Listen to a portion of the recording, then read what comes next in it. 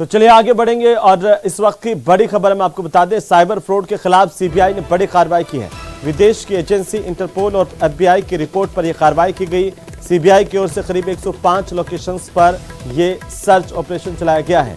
राजस्थान के राजसमंद में भी साइबर फ्रॉड करने वाला कॉल सेंटर का खुलासा हुआ है।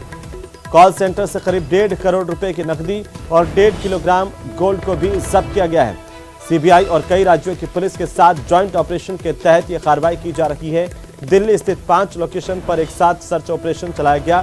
सीबीआई मुख्यालय के मुताबिक पंजाब, राजस्थान, गुजरात, कर्नाटक और असम में सीबीआई की बड़ी कार्रवाई जारी है।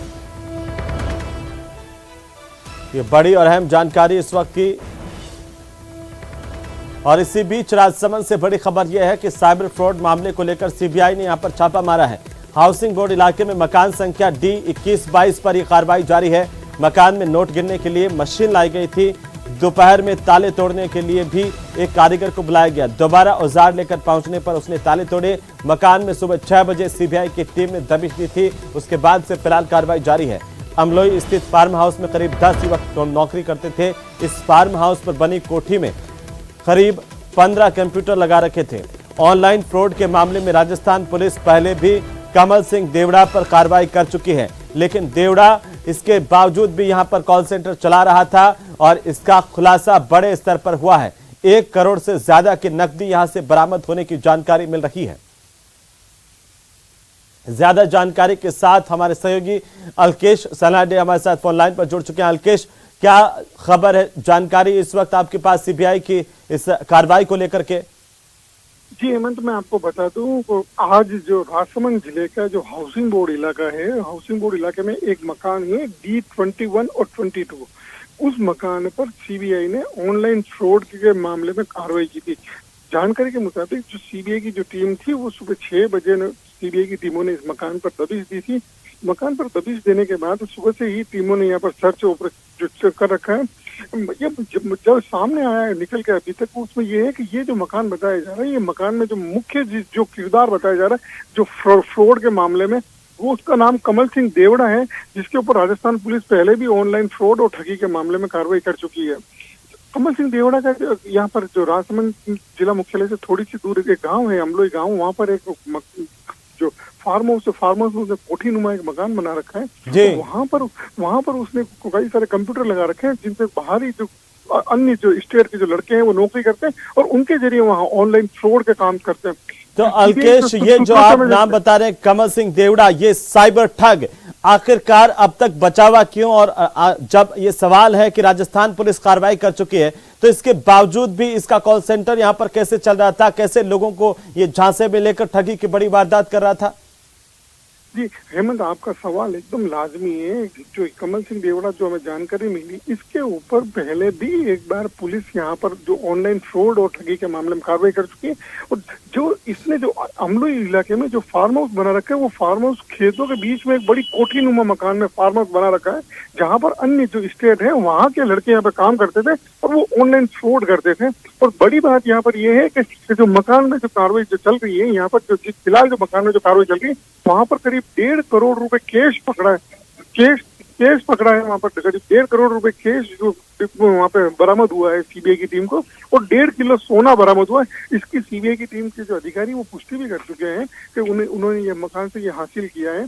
जी, बड़ी बात ये है कि जो ऑनलाइन फ्रॉड का जो ये कारोबार था, ये पोश इलाका है, पोश इलाके के बीच में से ये सारी चीजें चल रही थी। बिल्कुल अलकेश, और अब उम्मीद की जानी चाहिए कि ये ठग कमल सिंह देवड़ा सीबीआई का शिकंजा इस पर कसेगा और फिर से ये किसी के सपनों का सौदा नहीं कर पाएगा, किसी को बर्बाद नहीं कर पाएगा, झांसा नहीं दे पाएगा। बहुत शुक्रिया फिलहाल तमाम जानकारी के लिए, हमारे साथ जुड़ने के लिए। नजर बनाए रखिए, अपडेट हम आपसे लेते रहेंगे।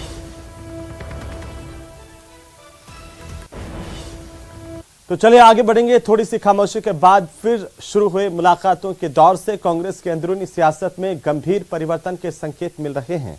हाल तक पायलट पर हमलावर रहे खाचरियावास से सचिन पायलट ने उनके ही आवास पर जाकर के 1.5 घंटे तक मुलाकात की और फिर रिपोर्ट सीएमआर में जब पहुंची तो इस मुलाकात के बीच राजेंद्र गुढ़ा के गूढ़ बयान ने भी कई तरह की राजनीतिक हलचलों को पैदा कर दिया। ये खास रिपोर्ट देखिए।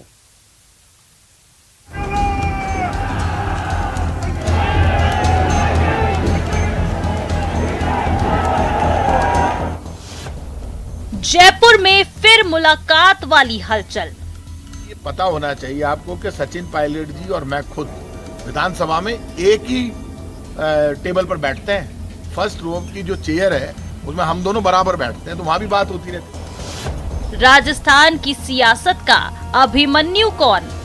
कोई राजनीतिक दृष्टि से नहीं, एक आदमी को चारों तरफ से अभिमन्यु को, जैसे महाभारत के युद्ध में चारों तरफ से अभिमन्यु को सारे महारथियों ने घेर लिया था और छल कर।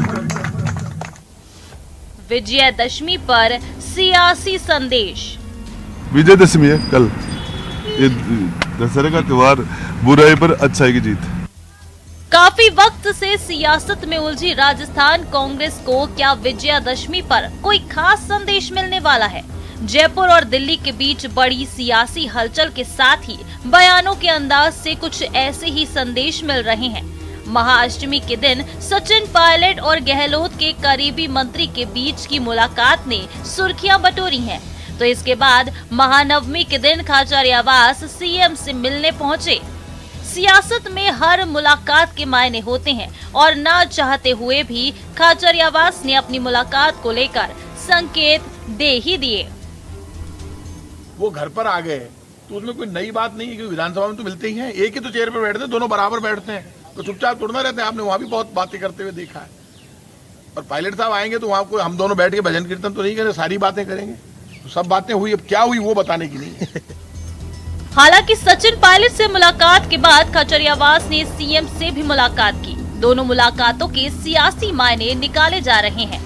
खाचरियावास ने अपने बयान से साफ कर दिया है कि दोनों नेताओं के बीच मौजूदा सियासी घटनाक्रम और सियासी बवाल पर भी चर्चा हुई है। हालांकि पायलट की तरफदारी कर रहे गहलोत कैबिनेट के मंत्री राजेंद्र गुढ़ा ने पायलट के धैर्य की तारीफ करते हुए फिर से सवाल उठाया है कि अगर मानेसर जाने वाले गहलोत कैबिनेट में मंत्री बन सकते हैं तो सचिन पायलट सीएम क्यों नहीं बन सकते?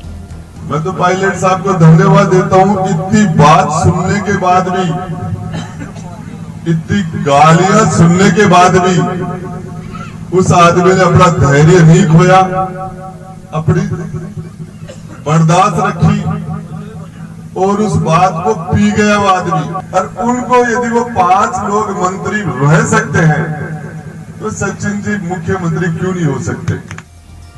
दिल्ली से लौटकर सीएम कॉन्फिडेंस के साथ अपना काम करने में लगे हुए हैं। गाहे बगाहे वो पिछले सियासी घटना पर कमेंट भी कर रहे हैं।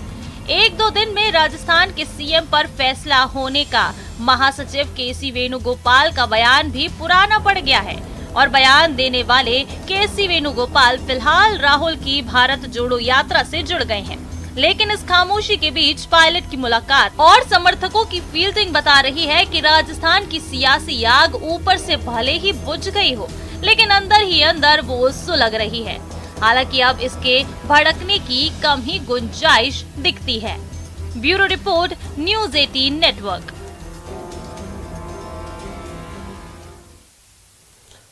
तो वहीं रिलायंस जियो की ट्रू 5G सर्विस का बीटा ट्रायल दशहरे से शुरू हो रहा है। यह सर्विस देश के 4 शहरों दिल्ली, मुंबई, कोलकाता और वाराणसी में शुरू की जाएगी। अभी यह सर्विस ऑन इनविटेशन है, यानी कि मौजूदा जियो यूजर्स में से कुछ चुनिंदा यूजर्स को इस सर्विस का इस्तेमाल करने के लिए आमंत्रित किया जाएगा। यूजर्स को इसके साथ ही वेलकम ऑफर भी मिलेगा और इसके तहत यूजर्स को 1 Gbps तक की स्पीड और अनलिमिटेड 5G डेटा मिलेगा। इन्वाइटेड यूजर्स इन जियो ट्रू 5G सर्विस का एक्सपीरियंस शेयर करेंगे और उनके अनुभवों के आधार पर ही कंपनी विस्तृत 5G सर्विस लॉन्च करेगी। इस मौके पर रिलायंस जियो इन्फोकॉम के चेयरमैन आकाश अंबानी ने कहा है कि प्रधानमंत्री के आह्वान पर ही जियो ने भारत जैसे बड़े देश के लिए सबसे तेज 5G रोल आउट की योजना तैयार की है। जियो 5G एक ट्रू 5G होगा। हमारा मानना है कि भारत ट्रू 5G से कम का हकदार नहीं है। जियो 5G दुनिया का सबसे एडवांस 5G नेटवर्क होगा जिसे भारतीयों ने भारतीयों के लिए बनाया है।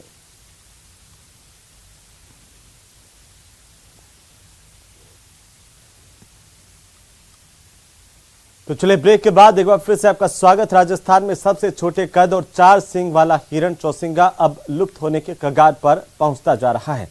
जंगल में लगातार इस हिरण की तादाद घट रही है। चौसिंगा इस दुनिया में एकमात्र ऐसा एंटीलॉप प्राणी है जिसके 4 सींग होते हैं और दुनिया में इसकी तादाद 5000 से भी कम ही बची है, जबकि राजस्थान में अब मात्र 458 चौसिंगा बचे हैं। साल 2001 में सबसे पहले इस बात का खुलासा हुआ था कि इसकी तादाद बहुत तेजी से घट रही है और इसके बावजूद इसकी तादाद में लगातार गिरावट दर्ज की जा रही है।